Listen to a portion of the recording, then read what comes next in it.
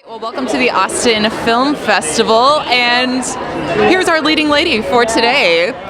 Thanks for taking a few minutes with us. We really appreciate it. So tell me how you got involved with Amy and with her script, first of all. Amy and I share an agent at UTA, and Amy actually just reached out to her, and she called me, and I happen to have always wanted to play Tonya Harding, which no one really knew. It's like a strange, I just never told anybody. And I love Austin, and I think this festival is amazing, and so it was kind of a no-brainer. I was like, yeah, for sure, I'm there. And then I read Amy's script, and I was like, oh, definitely. Okay, so when you walked in, like, I didn't know you were wearing your hair blonde right now, and it was a double take. It was like, oh, that's almost a little bit weird. I've actually been blonde for a little while now. But yes, our producer Matt was like, thank God you're blonde right now. Well, I was talking to Alex a little bit about, we were so young when those Olympics happened. Do you remember anything of, I just really remember images of things that I saw on the news. I mean, it's interesting. We were talking yesterday about when this story sort of came into our purview, and I was trying to remember, and I can't actually remember.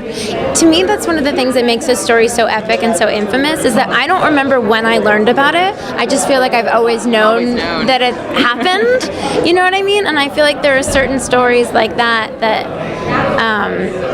they kind of just live in like the general consciousness because they're so epic. I mean, this story literally it halted everything. It became the most talked about thing definitely in America, and I feel like it took over the Olympics of that era. Absolutely. So yeah, I don't specifically remember, I think, when it was actually happening, but I definitely feel like it's something that's been in the back of my mind for as long as I can recall.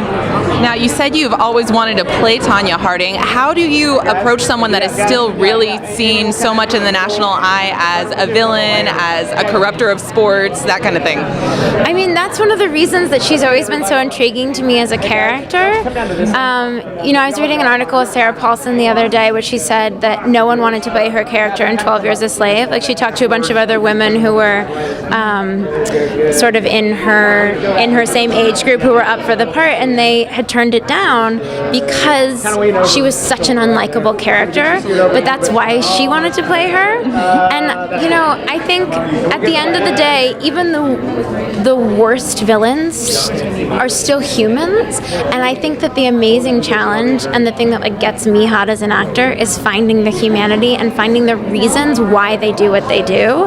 And I think with Tonya, it's actually pretty clear why that monster was created, and so building a villain and all of the layers underneath that brought that villain to life is, to me, the super exciting challenge of playing her. All right, well, I know you've got to get to the reading, so yes, thank you so much.